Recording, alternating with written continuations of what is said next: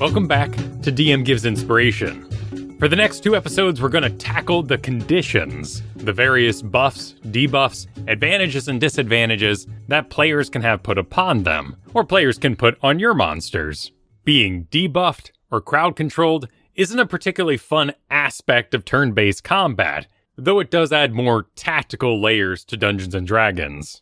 My goal is to make sure that you understand these conditions well, can navigate them smoothly, and can offer alternative strategies or ways for players to recover and play differently, should they fall under one of these conditions. Also, as DM, your monsters may be under these conditions, and it's important to understand the counterplay. Even if rules is written, some of these conditions are hotly contested as to their ruling. I will also showcase some example monsters and spells, but just for sanity's sake, let's go ahead and ignore the beholder, who does a lot of different things.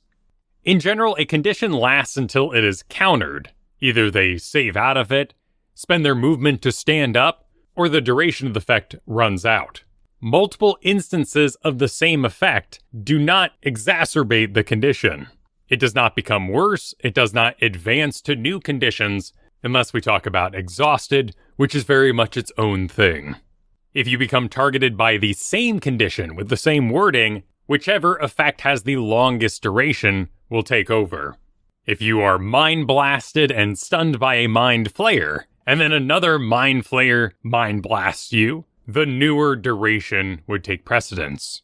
If the same condition, let's say frightened, comes from 2 different sources, well then that player is afraid of both sources and will need to roll the saves independently. Some monsters and spells apply multiple effects at the same time. Those effects coming from one source are countered by the single save or counter listed in the spell or on the monster stat block. Basically think of these as keywords like you might have in Hearthstone or Magic the Gathering. They are greatly decreasing the amount of text for the individual spell by putting those conditions in the Appendix A of the rules. Let's start going through some conditions. Blinded is up first. Blinded can be applied by player spells, like the level 1 spell Color Spray, or the level 2 spell Blindness, which is also comboed with Deafness, and the player selects which of the 2 conditions they wish to apply with that spell. Several monsters apply the blinded condition, though it's pretty rare. The challenge rating 2 Gibbering Mouther, for instance, has Blinding Spittle, where it launches a chemical glob that explodes on impact, creating a blinding flash. Players must succeed in a DC 13 dexterity saving throw or become blinded until the end of the Mouther's next turn. A blinded creature cannot see, and automatically fails any ability check that requires sight. Attack rolls against the creature have advantage, and the creature's attack rolls have disadvantage. You can learn quite a bit more about sight in Season 6, Episodes 7 and 8. The main part to pay attention to here is the wording requires sight. So any spell or ability that says a creature the player can see will automatically fail. Otherwise, the second statement, the creature's attack rolls have disadvantage, covers all the other various things that could come up for a blinded creature. They can still make a bow attack, for instance. It's just with disadvantage. That disadvantage is embodying all the other ideas the players could come up with, such as using their hearing to compensate for their sight, or a player calling targets, helping somebody to aim their ranged weapon. Those do not counter the blinded condition, and that player would still have the disadvantage, rather than being outright just unable to attack. The charmed condition is up next, and it is without a doubt the most abused and misused condition in 5th edition Dungeons & Dragons. The charm condition reads as follows. A charmed creature can't attack the charmer, or target the charmer with harmful abilities or magical effects. The charmer has advantage on any ability checks to interact socially with the creature. That's it. Charmed is not mind control. The charm keyword takes those 2 statements and condenses it down to a single word so it can fit alongside other rules, making for sanely sized spells and stat blocks. So the level 1 spell Charm Person applies the charmed effect, but also includes the additional text that it lasts until the spell ends or until you or your companions do anything harmful to it. The charmed creature regards you as a friendly acquaintance. When the spell ends, the creature knows it was charmed by you. So let's say there is a guard in front of a gate, and your players want to use the Charm Person spell to get through that gate. After the guard fails its wisdom saving throw, it would now regard them as a friendly acquaintance, in addition to being unable to target them or attack them, and giving advantage on those social checks. That guard is under no obligation to let those players in through the gate. You'd be perfectly within the rules to say, "You all are my best friends, but you know I can't let you through this gate, no one's allowed in here." Likewise, there's nothing wrong with a player still helping out in combat if they're under the charm condition by the monster they're fighting. For instance, if the players are fighting a wizard that casts Charm Person on the healer could still cast healing spells. Taking care of their companions is not attacking the charmer, or targeting the charmer with harmful abilities and magical effects. They might also move a box, turn a crank that lowers a bridge, allowing them to access the wizard easier. As long as they don't directly target the wizard in this case, they are still within the rules for Charmed. The player could also cast Calm Emotions on themselves, a 2nd level spell that removes charm. That's not against the rules either. The text surrounding the charm condition is where you really need to pay attention. The challenge rating 1 Dryad has Fey Charm, which says in addition to the charmed effects, the creature regards the Dryad as a trusted friend, to be heeded and protected. Although the target isn't under the Dryad's control, it takes the Dryad's requests or actions in the most favorable way it can. Still not mind control, but the Dryad could make a request to the players to stop their allies from attacking. Then that player makes a choice as to how they're going to stop their allies. Do they attack them with damage? Do they wrestle them to the ground? That's now up to the player's decision. That line, heeded and protected, is also used for the challenge rating 13 Vampire. And you can imagine what that would look like. It happens all the time in movies. Don't kill him, I love him. The soon-to-be Bride of Dracula does not attack her companions, does not whip out weapons, doesn't start casting harmful spells on them, but instead reacts with a desperate love for the creature and places themselves in front of the vampire in the way of attacks from their companions. But with the challenge rating for Succubus, we move a little closer to mind control. In the ability Charm, the charmed target obeys the fiend's verbal and telepathic commands. But it adds if the target suffers any harm or receives a suicidal command, it can repeat the saving throw, ending the effect on success. Once we get to the challenge rating 10 Aboleth, we start seeing something that looks like real mind control. The ability Enslave says, the charmed target is under the Aboleth's control and can't take reactions. And the Aboleth and the target can communicate telepathically with each other over any distance. That's the big difference, all the words around the charm condition. You do not give away mind control for a level 1 spell like Charmed Person. The level 5 spell Dominate Person has way more text, and only at that point are we starting to take direct control of other creatures. And Dominate Person is 3 paragraphs long, and includes such things as, you can use your action to take total and precise control of the target. In comparison, Deafened is a rather simple condition. A deafened creature cannot hear, and automatically fails any ability check that requires hearing. There are spells like the level 2 spell Deafness, which can apply this to a creature, but you could also willingly take on the trait of deafness by putting on a heavy pair of earmuffs. Players might apply this condition purposefully if they know they're going to fight something like a harpy or a banshee. In that case, the key text you are looking for as DM is the phrase, that can hear. Humanoids that can hear, creatures that can hear. If your players have become deaf for any reason, they would not be able to hear, and therefore are immune to something like banshee wail or harpy luring song.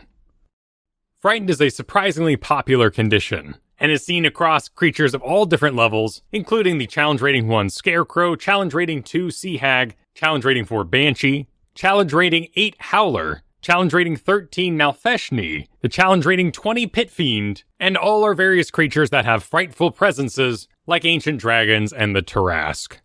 A frightened creature has disadvantage on ability checks and attack rolls while the source of their fear is within line of sight. The creature cannot willingly move closer to the source of its fear. It's one thing to make a horror campaign, make a gross or scary monster. It's another thing to force your players into strict CC rules. The frightened condition is surprisingly frustrating from the player perspective. The disadvantage on attack rolls, but also all ability checks while within line of sight, and the restrictions on movement means you should take extra time when planning an encounter with a creature that can apply the frightened condition. Give your players tactical options. First and foremost, allow them to break that line of sight. Give players large objects, buildings, trees they can get behind. Make a battlefield that's multi-leveled, where the players can break that line of sight. Consider adding other monsters to the encounter that don't give the frightened condition. Once a player has broken the line of sight, they could now fight safely, or at least without disadvantage, this secondary creature. You could also put levers or buttons in those locations. Give them something to do in case they're unlucky with their rolls and don't recover from the condition quickly. Also note that in most cases, the frightened condition cannot be reapplied from the same target. A creature who is afraid of an ancient black dragon and recovers is immune to the frightened condition from that creature for the next 24 hours. The next condition, grappled, is surprisingly complicated when you get into it. A grappled creature's speed becomes 0, and it can't benefit from any bonuses to its speed. The condition ends if the grappler is incapacitated. The condition also ends if an effect removes the grappled creature from the reach of the grappler or the grappling effect. But we know there's quite a bit more to it. A grappled creature can use its action to escape. To do so, it must succeed in a strength, athletics, or dexterity acrobatics check against the escape DC of the monster stat block. If no escape DC is given, assume the DC is 10 plus the monster's strength modifier. And any creature could enter a grapple. Any creature could start wrestling. But many monsters, like the challenge rating 3 Grell, have a special attack that once it hits, becomes a grapple, which bypasses the need for the strength versus strength check that players have to make when they want to grapple. Just know that when a monster stat block says, and is grappled, you have already succeeded in grappling the target by hitting that attack in the first place. There are also attacks and monster stat blocks that give the option to grapple. The challenge rating 5 Vampire Spawn has the Claws melee weapon attack, and instead of dealing damage, you could choose that the Vampire Spawn begins a grapple, which then opens up the option to make a bite attack in the next round. In fact, it's quite common for the grappled condition to unlock additional, more dangerous abilities on the monster stat block. It's also not uncommon for grappled to be accompanied by other conditions, such as the challenge rating 2 Rug of Smothering, where the creature is grappled, and until the grapple ends, they are restrained and blinded and at risk of suffocation. There's also the challenge rating 7 Mind Flayer, whose tentacle attack grapples, and the player must succeed on a DC 15 intelligence saving throw or be stunned. But being grappled by itself isn't all that dangerous. The only real status effect the player is under is a speed of 0. The player can still attack normally. It's only when you combine the grappled status effect with something like restrained, like we see in the challenge rating 5 Roper's Tendril attack, which, once it hits, grapples, and until the grapple ends, the target is restrained and has disadvantage on strength checks and strength saving throws. The grappler can still move at half speed, dragging or carrying the creature. If the grappler is 2 sizes larger than the grapplee, then it can move normally. So for instance, you have a run-of-the-mill half-challenge rating orc grappling one of your players. No special attack, just making a strength check. Now let's say that orc wants to carry a player over to a gorge and throw them in. The player could choose to grapple the grappler, thereby making both their speed 0, stopping the orc from moving to the edge of that gorge. And players can make a grappling action as a special melee attack. If they have multiple attacks per attack action, they can grapple as one of those attacks. But in that case, the only advantage your players are getting is that the enemy now has a speed of 0. Next up is incapacitated, and this is certainly a space-saving condition. Incapacitated is a part of paralyzed, stunned, petrified, and unconscious. It is combined with other conditions to make those conditions' descriptions shorter. An incapacitated creature can't take actions or reactions. Do note that anything that deprives you of actions also prevents bonus actions. An incapacitated creature cannot use bonus actions. The only time this will really come up by itself is in class features like the Enchantment Wizard's Level 2 Hypnotic Gaze and the Level 3 spell Hypnotic Pattern. By itself, incapacitated does not mean you are helpless. It just means you can't take actions or reactions. A incapacitated creature can still move, could still take free actions, and still defends itself versus attacks and makes saving throws. The final condition for this episode is invisible. And as I said, not all conditions are bad. An invisible creature is impossible to see without the aid of magic or a special sense. For the purposes of hiding, the creature is heavily obscured. The creature's location can be detected by any noise it makes or any tracks it leaves. Attack rolls against the creature have disadvantage, and the invisible creature's attack rolls have advantage. This one can be a little confusing because there's so many pop culture versions of invisibility out there. For the purposes of Dungeons & Dragons, Harry Potter Invisibility Cloak and the One Ring from Lord of the Rings has it right. If a creature or player suddenly becomes invisible due to an ability or spell, they would visually disappear, but everyone would know where they were unless they found a way to hide. When a creature becomes invisible, their location is still known because that's where they became invisible. Invisible creatures do not gain any advantage on stealth checks. What you do get is advantage on attack rolls, and enemies who are attacking you have disadvantage. You also cannot be targeted by spells and abilities which have the text, "a target you can see." However, a player casting an AoE spell could put it on top of the invisible creature and still have a normal chance for success. The easiest way for an invisible creature to effectively hide would be to use a teleport spell, thereby breaking the connection with their previous location. Otherwise, they need to move to that new location where they will begin hiding and make a stealth check along the way to not make noise or leave tracks. This is made all the easier to pull off with something like the Challenge Rating 6 Invisible Stalker, who has a fly speed, and therefore could easily reposition without disrupting the ground and leaving tracks. Regardless of the simplicity I may have outlined this with, the rules for invisibility are still constantly argued in the raw community. So the most important thing you can do for your players is make sure that invisibility is consistent in your world. Also note that the conditions of invisibility do not change at higher levels. The difference between the second level invisibility spell and the fourth level greater invisibility spell is that greater invisibility allows you to cast spells and attack while invisible. Concentration is still required for both, and both give you the same advantage on your attacks and disadvantage on attacks that target you. We will continue with more conditions next week. For now, thank you for listening to today's episode. You can find more about this show over at kylefergusson.com, 2 S's in Fergusson. Music was by Brian Griffith, and I will see you next week with our continuation of conditions.